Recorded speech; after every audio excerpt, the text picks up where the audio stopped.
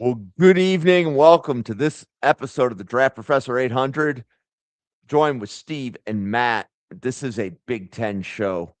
We've got an Ohio State guy in the house. We have a Maryland guy in the house, but we are going to represent all offensive line Big Ten for you on this show. And Matt is showing us his Maryland jersey. I have a really good University of Maryland party story that we can get into at some point. But Steve, you know, you're an Ohio State fan, arguably one of the two best teams in the conference. Who is your favorite Big Ten offensive lineman that you want to kick this podcast off with? Um, eh, Favorite, ask me again, favorite in about 6 months, but I think you take, what we've seen the last couple of years. So yeah, I guess I will start with the big boys from the big Buckeyes, and I'll kick it off with Austin Sareveld. Um, Primarily a guard, moved over to offensive tackle in 2025. I think he'll probably be in the mix, but I think the left tackle job is really belonging to Ian Moore. And you have Luke Montgomery, who I'll talk about a little later on, at the left guard spot. And I think it's realistic that Saraveld will be the right guard. Draft eligible. Uh, he's pretty much one of the few coming back from the class of 22 or 23. Insanely productive, just great size at 6'5", 325 pounds. The arm length, we're fresh out of a draft cycle where we're pretty much sick of talking arm length, but here we go again. Um, where the arm length, it'll probably come up, once we get through the all-star games and the combine. And, he's probably best suited. Just a guy with a great work ethic. He's got over 20 career starts. He's the Iron Buckeye, unquestionable work ethic. The versatility, as I mentioned, he's played guard and he took over the tackle job last year. Didn't allow any snacks. You can see where my mind is. Didn't allow any sacks in 2025. Again, in terms of knocks, I would say probably the arm length. I think he's a dominant run blocker. I think the pass blocking is going to need to continue to develop. Right now, if we were further along in the cycle, I'd probably project him as a day two player, but I'm nowhere near ready to start ranking these guys. I think with the other offensive linemen for the Buckeyes that I would talk about, I think you look at games in 2025 against Texas, which was the first game of the year. It wasn't exactly an offensive wow for either side, as well as the Penn State game, but definitely an ascendant player and a prospect for the 2027 cycle.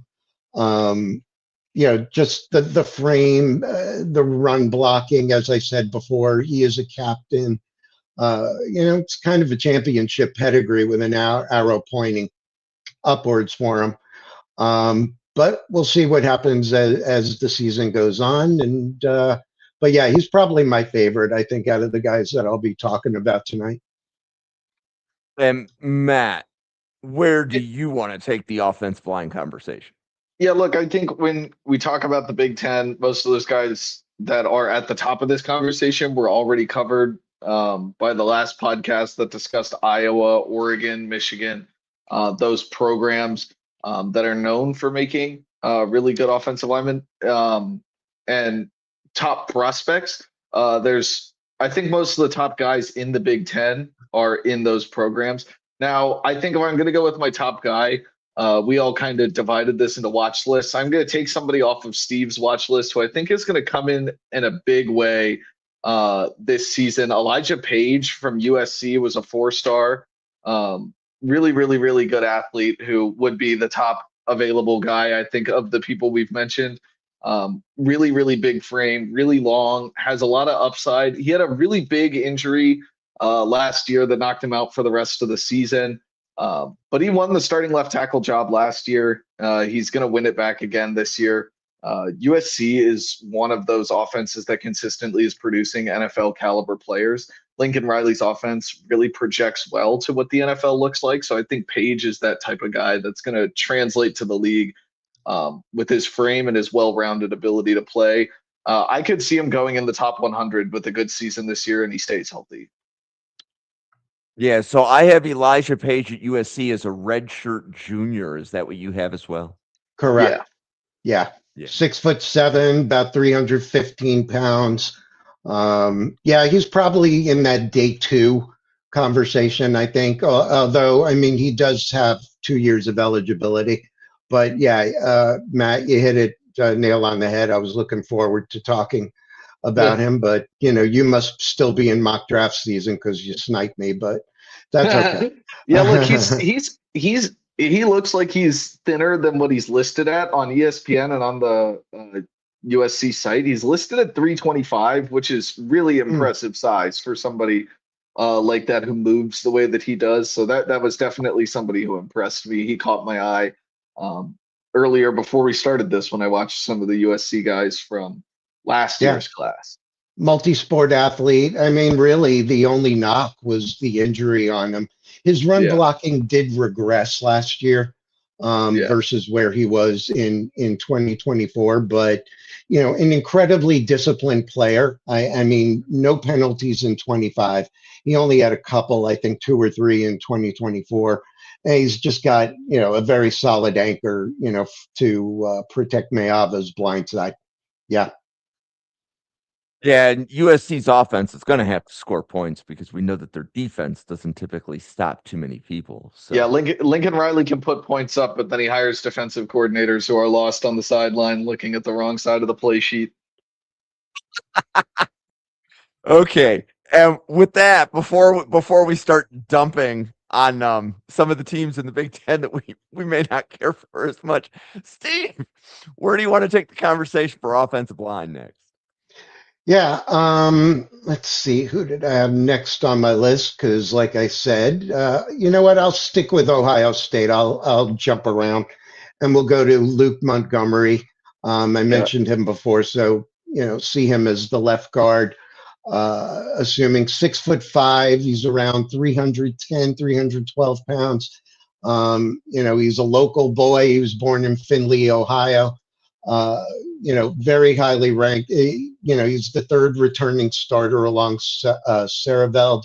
I'll talk to center a little bit later on, Carson Hinsman. But just a steady and reliable player. He's very locked down, whereas I think on the right side with Saraveld, I mentioned his run blocking and the pass blocking needs a little bit of improvement.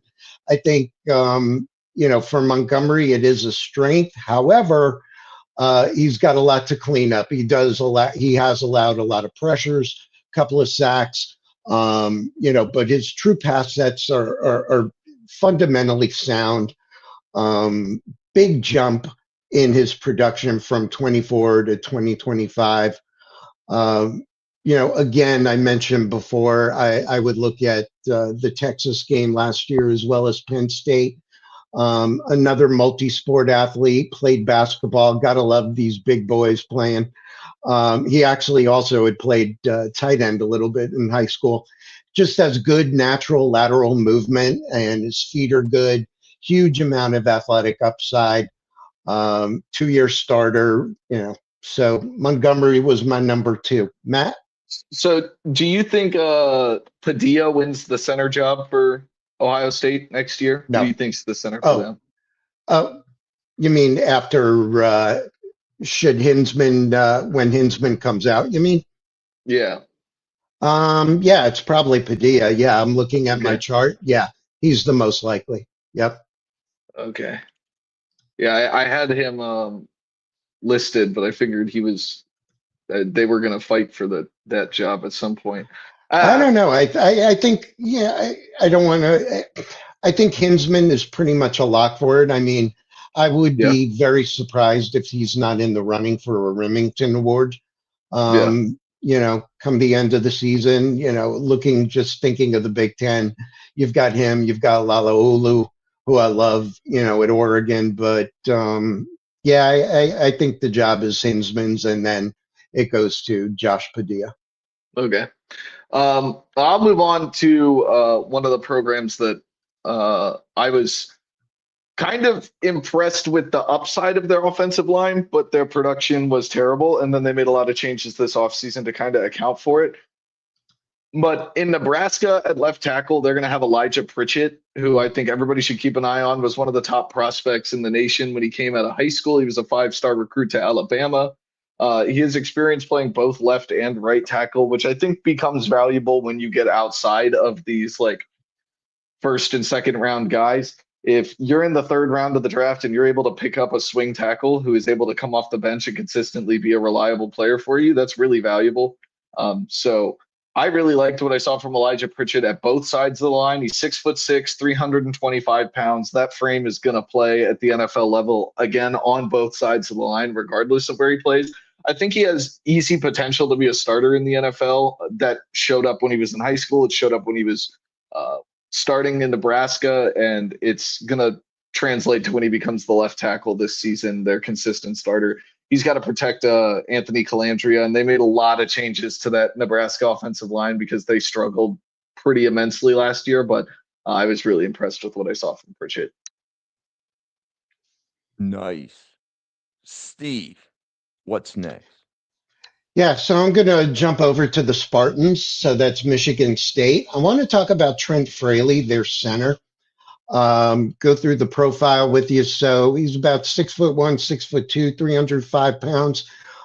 He's well traveled. He started at Marshall, didn't get much action there, so he moved over to FCS, to North Dakota State, and was snapping the ball to Cole Payton. The name may sound familiar because bloodline matters, right? Hank Fraley, he played 11 seasons in the NFL. Both at center and guard for the Eagles, the Browns, the Rams. And I think he's been the O-line coach for the Lions now since Dan Campbell got there, I believe. But yeah, he started in 2022 at Marshall, just played one game as a true freshman. He contributed a bit on special teams in the Frisco Bowl, moves over to North Dakota State, immediately just helped them with their Bison Championship, Remington Award, any major accolade. Phil, what is it called? Phil Steele, Offensive Lineman of the Year, FCS First Team All-American.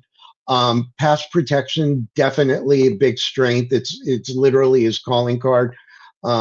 He's allowed 1 sack on over 800 snaps. He's reliable as the quarterback's protector, whether it was Peyton or what. North Dakota State they're the cream of the crop of FCS, but he's technically sound. The knocks are, I guess at 6'1", he might be a little shorter on that side.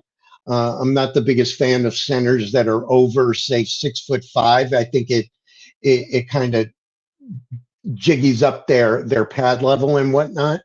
But 6'1", maybe a little bit on the shorter side.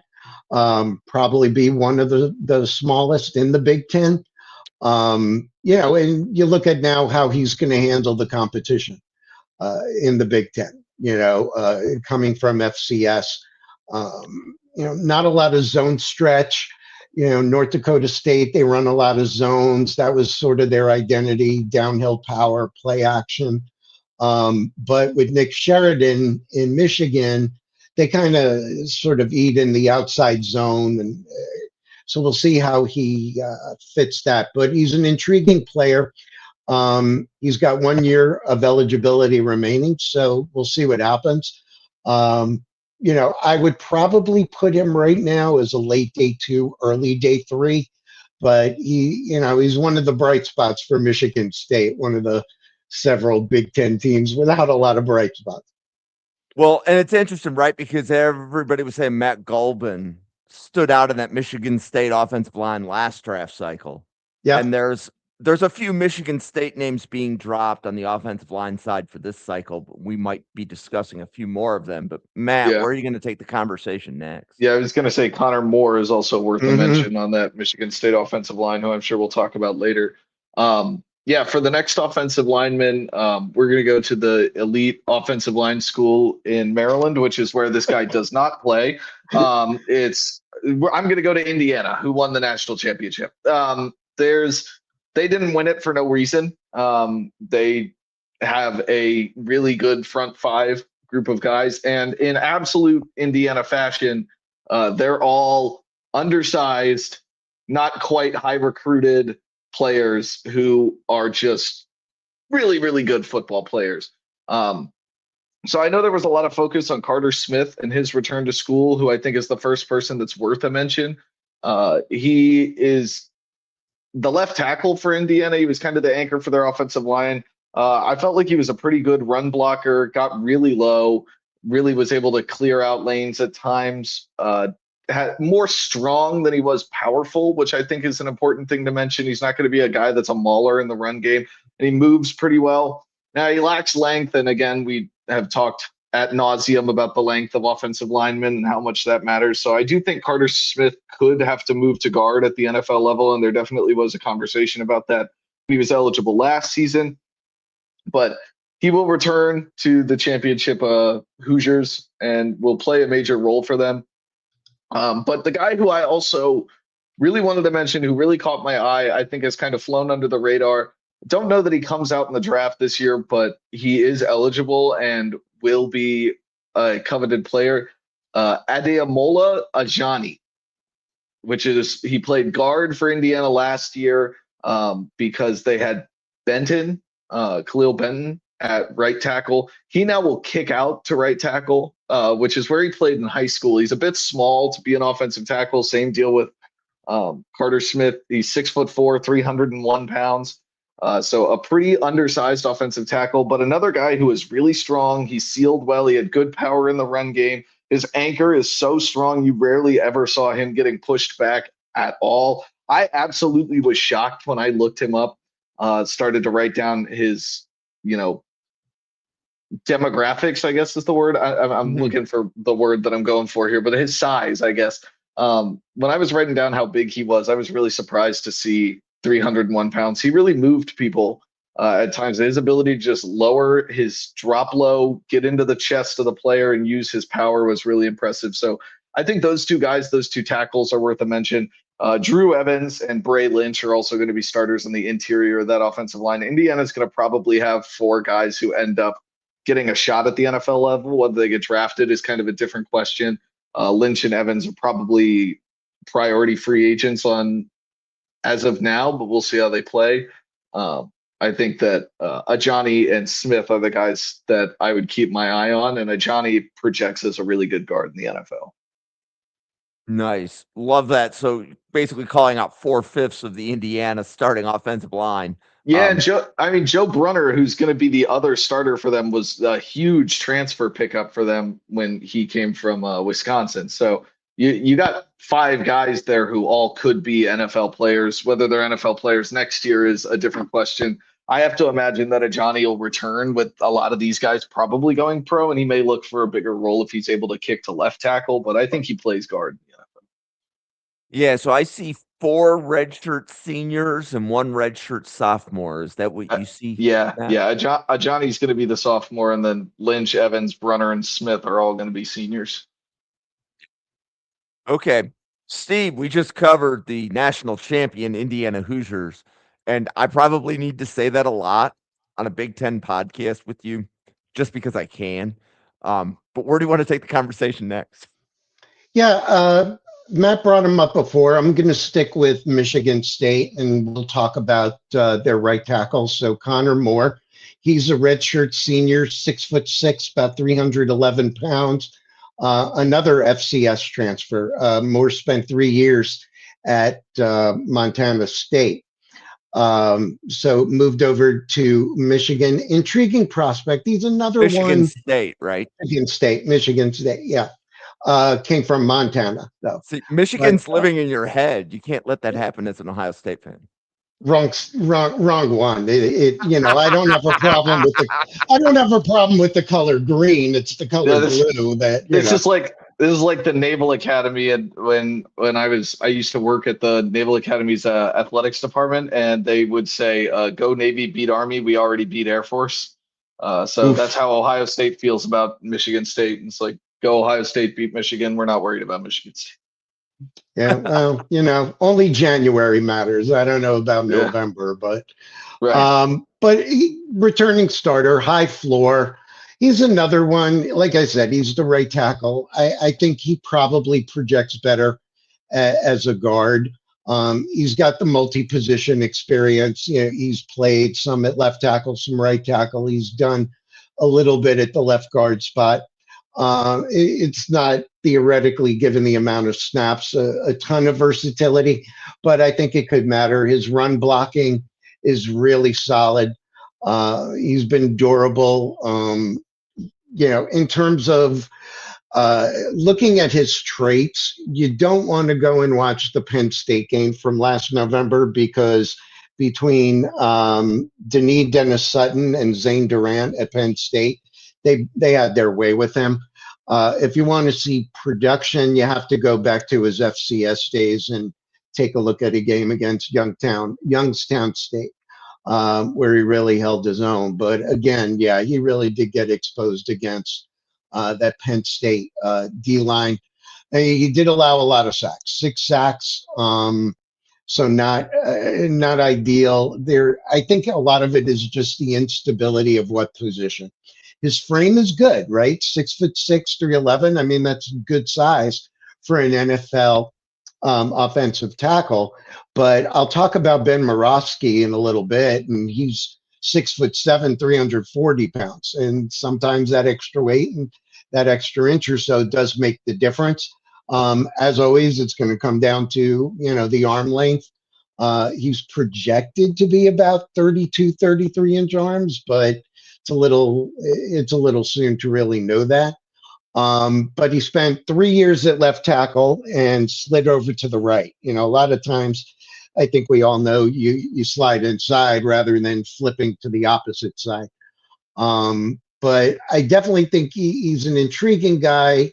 I don't do comps because it just gets a little out of control, but there are elements of him that remind me a little bit of Trevor Penning out of Northern Iowa. Now, he was a first-round pick, so I'd be cautionary about that comp. But certainly from the recruiting profile, FCS All-American, dominant in college. And by the way, Connor Moore, he wanted to play baseball, not football. But getting back to the comp thing, there's elements that remind me, you guys remember Cody Maugh, right? So that might be his ceiling, which it's not a bad ceiling. But yeah, so that's Connor Moore.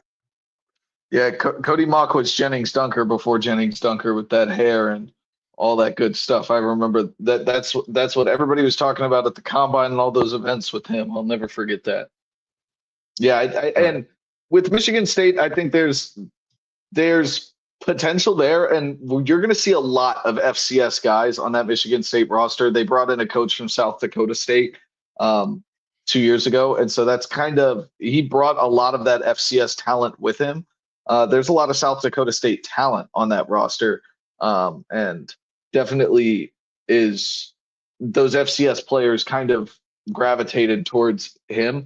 And I think we'll also see a young tackle over there, Rustin Young. He hasn't played a lot yet, but they're kicking him to left tackle for next year. I think that's somebody worth a watch. I'm kind of surprised to see somebody as he is a junior, hasn't played yet for them, but he's a true junior. So same, first year being draft eligible, and they're willing to put him out there on the left side. They're not moving Connor Moore over there, so that's something I think is interesting, worth keeping an eye on for Michigan State. Yeah, love that one. That was a new name, so that was Rustin Young. Yeah, it's not based on film really at all, just a name to watch because they're trusting him to play left tackle in that style of offense. So it's something that's worth keeping an eye on. Got it. Okay. Matt, you want to take the conversation somewhere else? Yeah, I'm just gonna hammer out Penn State, I think, because Penn State is a unique offensive line, but there's three guys I think you keep an eye on, and then the offensive tackles slash if Cooper Cousins ends up playing guard, it's kind of a matter of who is going to plug in as starters for them at the tackle spots. Anthony Donko was a guy who caught my eye last year when he filled in at guard. And he is one of my favorite prospects this year who I think will rise up boards pretty quickly. He is powerful, man. Really, Penn State was a loaded offensive line last year as far as like guys that were going pro. Drew Shelton went pro. Nolan Rucci was eligible to go pro. I think he got picked up by somebody. TJ Shanahan was a guy who I think is a good utility player. He's moving around. And then their center also got drafted, Nick Dawkins. Drafted or signed. Either way, all those guys went to the NFL, which is something that's worth mentioning. Anthony Donko was one of my favorite players on that line as a whole. Just wicked power, 6'5", 325. I'm forgetting Vega Ione, who is the Ioane, who is the number one name. Yeah. How I forgot about that is beyond me. But Donko ended up filling in on the other guard spot across from Ioane and was pretty effective when he came in. He's young. He's got the frame, got the size, got the power that you look for from somebody at a guard and somebody that plays NFL guard. And he has the length too to keep guys out of his chest. That's something that's worth a mention. Now, I went back and forth a little bit with my guy, who some of you may know on Twitter, Landon Tengwall, who is an insider with Penn State and works with them, played there and stuff like that. He loves Brock Riker, who is the center that transferred into Penn State from Texas State. I did get some eyes on him. Now, there's only so much you can gather from Texas State film because it's Texas State. It's kind of the same deal that Steve was saying with these other FCS guys for Michigan State. But him, and then I watched him for Tyler Lockett, who ended up with my Terps, and we'll see how he ends up playing. But Riker is a dog, man. He's a really, really physical player. Landon thinks he may well be the best center in the Big Ten this year. I think that's a bit lofty, but is a very, very, very talented player. Lots of skill. He has a full film breakdown that he did on him. But when I went back and forth with him a little bit, he liked him a lot. And then Trevor Burr was a big player for Iowa State. Basically, if you want to watch or understand what Penn State's offense is going to be like, or any of the players that are on Penn State, go watch an Iowa State football game and you'll know half the roster just like that. That 24 incoming transfers. 24. Yep. Trevor Burr is one of them. Really, really, really good player. Now, again, the question is going to be if Donko kicks to right tackle, they'll plug Cooper Cousins in at right guard. If they keep Donko at guard, they might be relying on younger talent to be playing on that offensive line. You're looking at like Malachi Goodman, who's a freshman. You're looking at Garrett Sexton, who's a sophomore. Owen Alcine, who's a freshman as well. So it isn't really a solidified group, but I think you keep an eye out for Donko and Burr, who are proven guys that can play at this level, and Brock Riker. I know the Penn State people are really, really high on him. So Sam Teets had Donko as potential offensive tackle 1 last summer. Yeah. Right. Like, so this is the second summer we've been talking about Donko. And we're going to keep talking about him until he's drafted. He's going to be discussed on this channel. I didn't think he was draft eligible. Or he was, but he didn't play enough. I don't think. But Sam admitted it was a projection, but yeah. I'm simply saying that Sam Teets is going to be all over Donko. Yeah. I mean, I like him. I mean, really, I do like him. He's from the state of Virginia, which is where I currently live, so that's always fun to see. But he is a uber talented player. Just a great frame, great power. I can't really say enough. It's kind of when I talk about a guy like this, I go to Hank's offensive line analysis of can the guy block? If he can block, yes. Anthony Donko can block his butt off. I mean, he's in the run game. He's really effective. I don't know that he's a tackle at the NFL level just because of how good he was at guard. If anything, he's a right tackle, but I think leaving him at guard is the right move because of how he really was a huge part of their run game. And with James Peoples and Carson Hansen, they're going to want a power presence in there. Love it. Steve, what's next? Yeah, so I'm going to go over to the Badgers of Wisconsin, talk about them a little bit. They're making kind of an interesting bet, I think, with this. Yeah, you think Wisconsin, they're kind of a school that built a modern, right, Big Ten offensive line identity. You think of some of the backs that came out of there, Melvin Gordon, James White, Jonathan Taylor. I mean, these guys all ran behind some phenomenal offensive lines that the Big Ten Conference has ever produced. The 2025 version averaged just under 13 points a game. Only the University of Massachusetts was worse. So what does Luke Fickell do? He hires away Eric Mateos from Randall Slifer's Arkansas Razorbacks to fix it. And Mateos just went into his Rolodex. So when I say about a bet is, they really went portal heavy. But it wasn't so much on what the best available talent was. It was a position coach betting on relationships and system fit. So going through that, I'm going to kick it off with the projected left tackle, PJ Wilkins, an Ole Miss transfer. He's a guard converting to tackle. So this is a pretty interesting, I use the word bet, because there's not a lot of production there. If the last name sounds familiar, Wilkins, it should. The family bloodline is all over the National Basketball Association. He's the nephew of Dominique Williams, and as well as Gerald Wilkins. So the athleticism is, just off the charts. I have him down at 6'6", 330 pounds. That's not confirmed.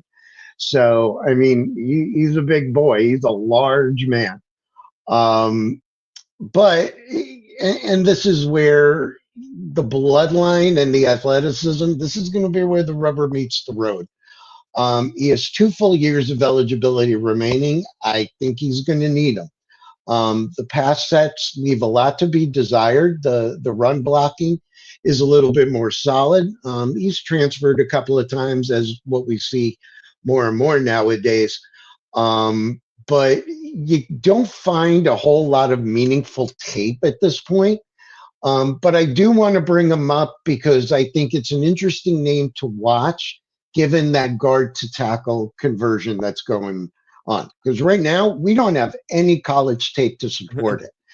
But, sometimes you find these diamonds in the rough. So I want to get him out there. I want to get him into our 800 because stranger things have happened. Well, So, and this is all about making a list and checking it twice. And we always say that the draft is better than Christmas. So I guess I'm draft Santa Claus now. that's right. Matt, who Yeah. else should be on the list? Yeah, I'm just going to head back to USC here and finish up basically the entirety of their offensive line. You keep stealing my guys. Go ahead. Yeah, I mean, that's kind of the direction I went in as far as guys I got. I mean, they stuck me with Rutgers, which was a yikes, and Northwestern, which is a lot of incoming new guys, is a tough one to pinpoint. Who is going to stand out for them? In Nebraska, I really was only sold on Elijah Pritchett. I went down the Northwestern guys. So I am going to hammer out USC. Steve and I can go back and forth on this one because there's a good amount of players to talk about here. Tobias Raymond, I'm just going to start on the left side, played some left tackle, filled in when Page went down with an injury. Raymond's kind of a utility guy. He can play guard. He can play tackle. I think that versatility, like I mentioned with somebody like Pritchett earlier, being able to play 4 positions is something NFL teams value. It's more valuable than you think to have a guy who you feel confident can plug in at 2, 3, or 4 offensive lineman positions, saves you a roster spot on game day, and it really just makes everything more flexible for your offense. So I think that's something that Tobias Raymond will be kind of a late round pick, looking for that.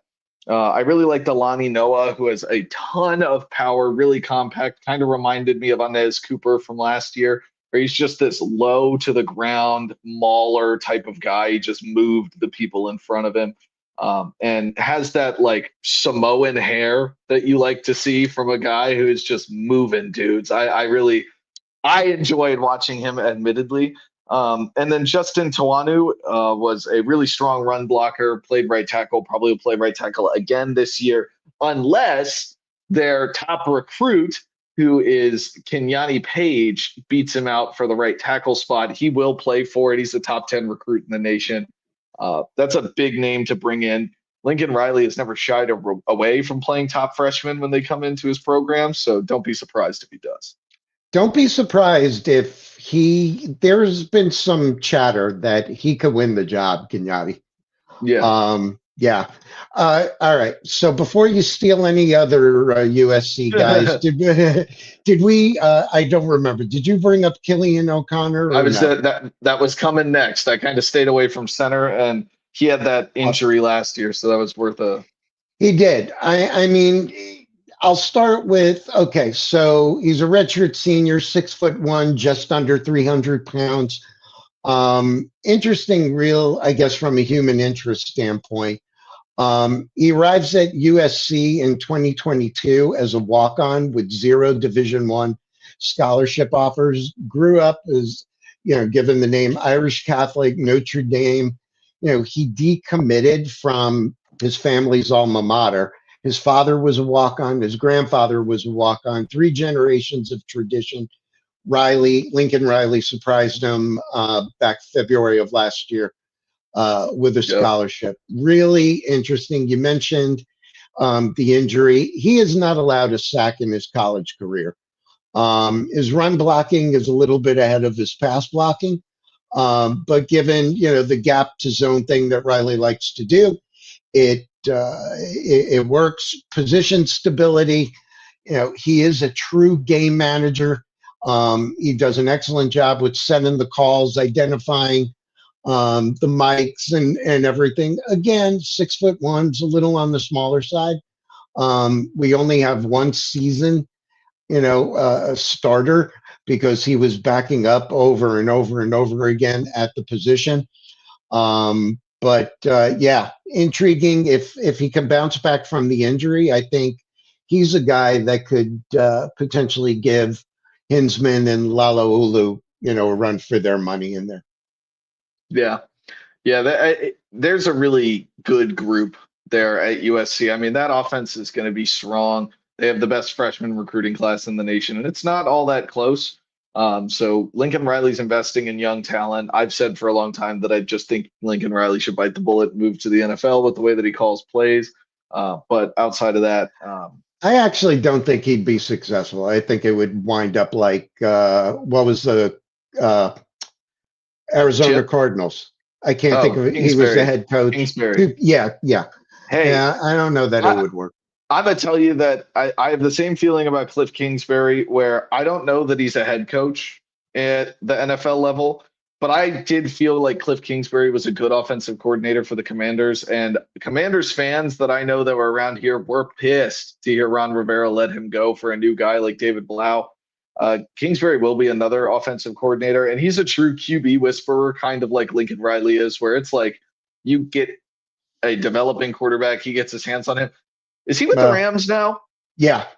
He's got that assistant head coach title, because he has Ty Simpson. Yeah, and he's got Ty Simpson. My Yeah, but it wasn't. It wasn't Rivera. I think it was Dan Quinn, and I think they're. That's what I meant. That's what I meant. That ownership group has a bit of a history with other teams that they've owned of meddling a little bit. I think. Well, they wanted Blau promoted, but. Well, they just sent Daryl Morey. This is a completely different sport, but they just fired Daryl Morey over for the 76ers. That's what I'm saying. The same ownership group. Yeah.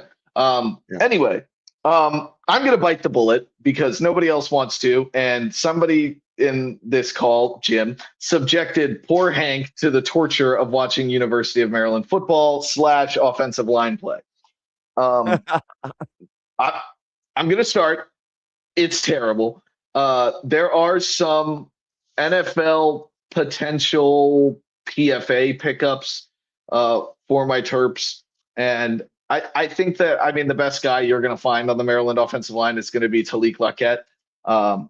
He's a Texas State transfer, mauler in the offensive line. We just talked about the Penn State center. I'm blanking on his name right now because I don't have it in front of me.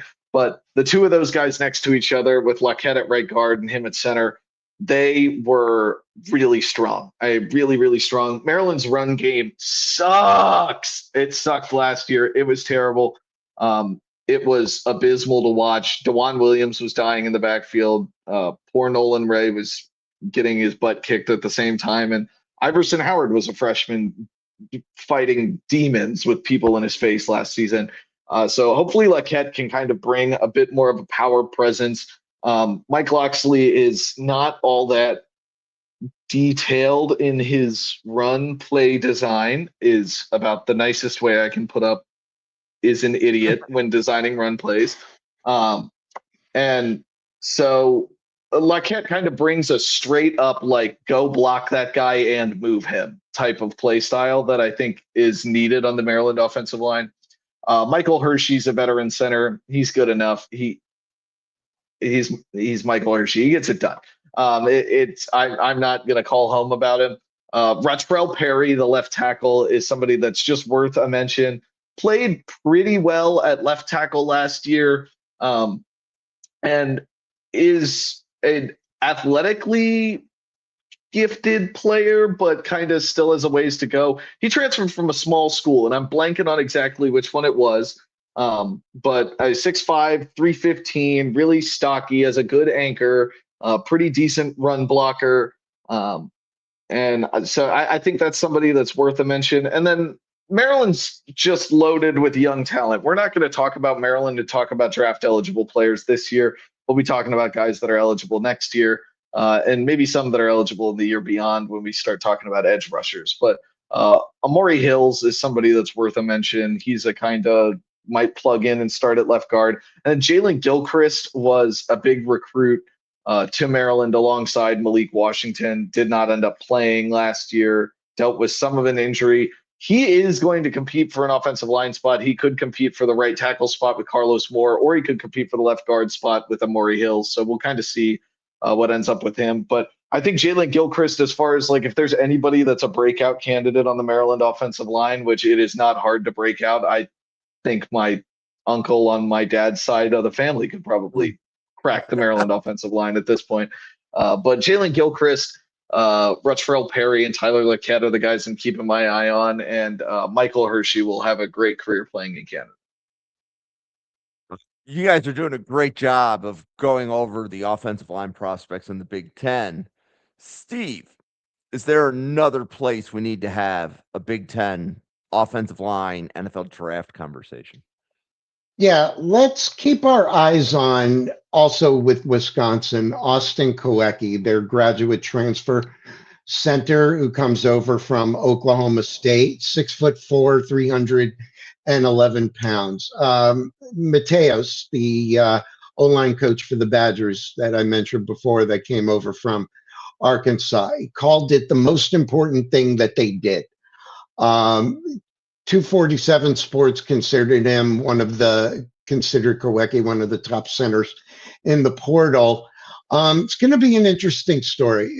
Very strong as a pass blocker.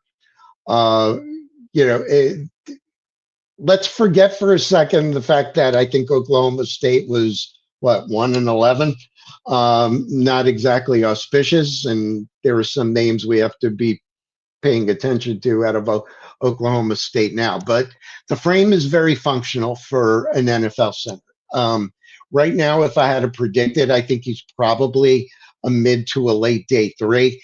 But in the action that he's seen, especially in the 2024 season, is 0 pressures, 0 sacks, 0 hurries, 0 hits. So when I look at that and just going over his resume, I was like, okay, this is a guy we got to keep an eye on. I'm a big fan of these multi-sport athletes when they're kids, so football, powerlifting. He played baseball at Lebanon Trail High School. The powerlifting alone, I think, translates well to the interior offensive line position. He Yeah. was injured in 2025. So that put, that's another common theme. We're talking about a lot of guys that were banged up last year. So we'll see how he fits in Fickle's system, because the old Oklahoma State system, their run scheme was very zone filled. They were predominantly zone, I think 55, almost 60%. Whereas under Mateos and Grime, it's going to probably fit more a gap-based scheme. So we'll see how he translates to that. But he's a guy to keep an eye on. I mean, just based on those 2024 numbers, the big zeros. Again, like I said, zero pressure, zero sacks, zero hits, zero hurries. Oh, and zero penalties. So, yeah, if you didn't have him on the list, folks, Austin Kowecki. Yeah. Love the Austin Kowecki. So I've heard him mentioned one other time. I think Dale mentioned him. Okay. Yeah. Right. And that's why we're going deep. What were you going to add, Matt? I was just gonna say, I also love these guys that play multiple sports. Baseball, I mean, the sports that I look for kind of depend on the position that you play. There is an extent to which, like, I love to see baseball for offensive linemen. I know that they're bigger, but that ability to rotate the hips. I watch baseball. I'm a baseball fan. My Royals are probably playing right now, getting their butts kicked. I can only imagine.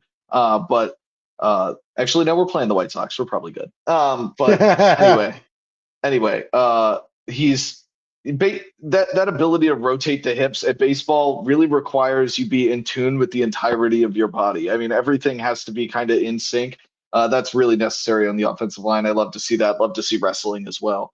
Uh, anyway, and for the tight ends, I like basketball.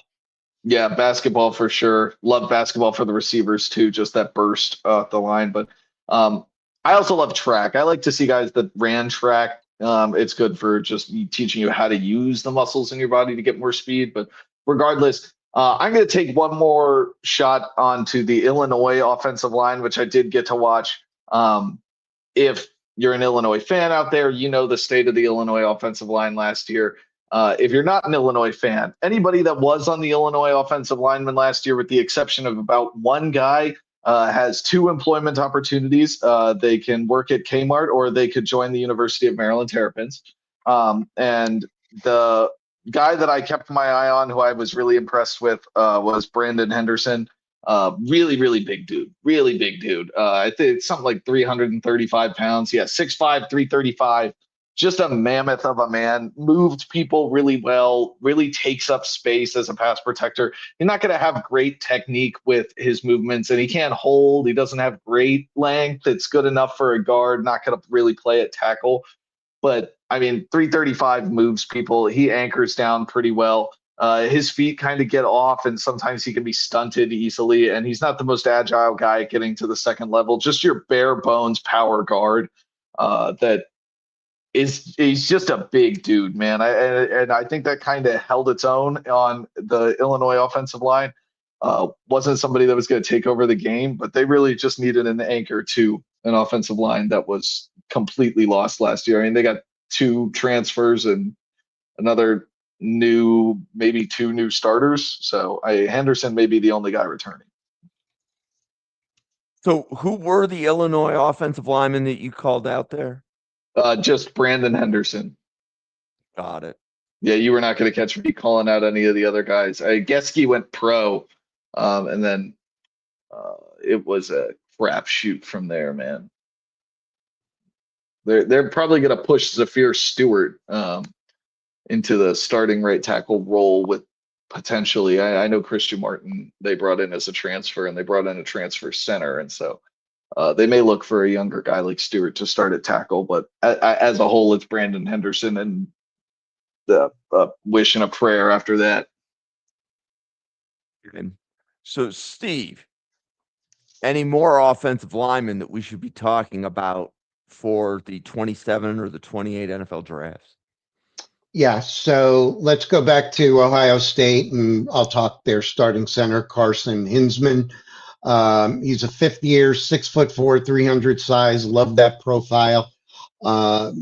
So he does have 1 year eligibility remaining technically, but really interesting story because He comes in, plays okay. He wins the starting job at center in 2023. After what was his name? Luke. McLaughlin. No, Whippler. Yeah, Weipler. Weipler. Yeah. After he went into the draft. Anyway, but Jim, you brought up Seth McLaughlin. So Ohio State goes into 2024. They go to the portal and they pluck McLaughlin from Alabama, and they demote Hinsman. They did a lot of that going on. 13 out of 21 players left the school. So they cleaned out. But anyway, he stuck around, and what happened was we had the injury.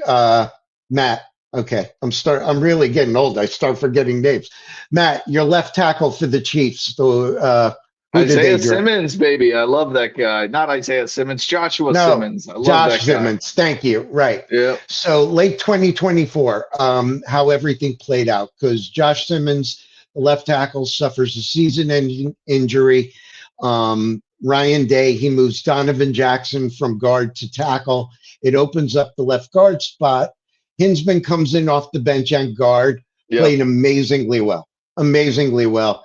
Wins, all the accolades and everything, slides back into center. I think when it comes to pre-snap protection, identifying the linebackers, he's probably one of the best ones, maybe in college football. And that's a bold statement, but just the way he's able to diagnose and process and read is outstanding. You've got the multi-position on the interior of the offensive line, the versatility, high character guy. He did have a little bit of a personal mistake. He said things he shouldn't have, which I'm sure NFL teams will ask him about it. I wouldn't call him an elite athlete. He's above average. But athletic enough, when we get to the combine and things like that, he's not going to wow anybody. But I think just what you showed for him coming off the bench a year and a half ago and what he was able to do. The only other knock may be the arm length. But again, and I don't remember if I said this on, backstage or whatever, he's probably going to be up there in the running for a Remington Award. But again, he had the job, he lost the job, he came in as the understudy, got the job done. But his pass blocking is really good. The run blocking, his anchor needs work. But again, like I said, when you're bringing in a center who can quickly and accurately identify, what's going on with the Mike linebacker, he's good. He's good. Yeah, lots of interior offensive line talent for Ohio State because, this is who we were talking about earlier when I was talking about Padilla, who could maybe play a guard spot or a center spot for them. If he ends up sticking at guard where he played some, I think like you say, he'll probably start at center. I'm going to take the Ohio State fans' opinion on that. But I've heard good things about Padilla just in general, so that's why I kind of brought up his name. And I think we're reaching the end here, but I'm going to fire off one more real quick from Northwestern. Northwestern is another school where it was a crapshoot. I was also assigned Rutgers, which Needham was somebody that was an experienced left tackle, but the Rutgers offensive line was disastrous, man, like really bad. So I kind of struggled to find anybody. Taj White transferred to Colorado. I don't know that Colorado won't be too happy. Azomo or Tokai? Azomo or Tokai? Nope, you're not taking a shot at that one? Right. Not even right. Close. Nope. I'm not taking a shot. Yep, nobody's taking a shot. Tokai. Yeah, I'm going to take Ora Tokai. Anyway, pretty good guard. Also played some center. His ability to play both positions. Again, teams love versatility. That's something I always look for on film, especially when you're not talking about a first or second or a top 50 pick, really. Versatility matters. You're coming to the NFL where a team hopefully already has 5 starting offensive linemen. You're going to have to earn your job. Can you earn your job at 2 different spots or just one? or Tokai could probably play 3 different spots at a potential NFL level. He's got center and guard experience, really good balance, really physical. He pulls well, he moves well. Doesn't have great power, but he's really quick on his feet, and I think that is something NFL teams will like to see. Oh, and by the way, Josh Padilla, wrestling background. Love it. Bang. Mm-hmm. First round pick. No. Well, we are pushing our time limit. So, Steve, do you want to let everybody know where all of your other content is? Yeah, well, at first, I'd like to let Matt know that the Royals are tied with the White Sox right now, 5-5 in the bottom no of the way. seventh. So, Oh. anyway, thank you for that. You can find me right there on both Twitter and YouTube at Steve_NFL. I use this, I call it a hub and spoke. So things that we cover here, then I sort of branch out and I'll do supplementary content. I mean, I didn't barely got to half the O-lineman I wanted to talk about. So I'll post some stuff on Twitter, maybe do some content on my channel. And you can find the link tree. I call the show as well as the Substack Talk Tape and Turbines. So I'll have a piece on some of these O-line guys out tomorrow or probably Friday. Nice. Yeah. Matt. Yeah, well, like Steve said, plenty of depth across the Big Ten. And similar to what we said when we were talking about the running backs, you're looking at a lot of high potential guys, maybe not highly productive guys yet. Anyway, my name, Matt Chabot. My name on Twitter is Chabot Sports with a CH ends in a T. Figure out the BO in the middle. It's not too hard. I am a disappointed Maryland fan, but I work for Arrowhead Addict, which I know seems a little bit far apart, but I promise I've always been a Chiefs fan. And yeah, so I write for the Chiefs. I mostly cover the draft. I've covered the draft for the last couple of years of my life, and I enjoy it. I talk about it all the time. So anybody looking for new information on the draft, I cover prospects all day long for the Chiefs over there. And it's Chiefs focused, but not 100% Chiefs excluded. So feel free to check that out. Yeah, so I first want to thank Steve and Matt for helping put this show together. The offensive line shows that we put together for the summer, these are the toughest because there's more players to sort through on offensive line than there are at any other position. And because there's not a lot of statistics other than PFF grades, there's not a whole lot you can go on other than who's starting, and then you have to watch a whole bunch of film. So hats off to both of you guys for helping put this show together. Next week, our position, I'm scrolling through the list. It's the Big Ten wide receivers. Hank's excited. I know Hank will show up for that one. Yep. So we'll be doing Big Ten wide receivers next week. Every Tuesday night, you'll be able to catch Matt, Steve, and Hank here covering a different position group in the Big Ten. So offensive line was tonight. We did, running backs the first week, and we have 5 more position groups to go after this. So we're just going through, and you'll find out, what the guys discovered when they watched the different players. We have a reasonably good preliminary list, but every single podcast, we're bringing you new names. Guaranteed, every podcast with the Draft Professor from now probably through October there's going to be a new name mentioned on it, almost guaranteed. So for Steve, Matt, myself, everybody at the Draft Professor, thank you so much for tuning in. We will see you on a podcast again tomorrow.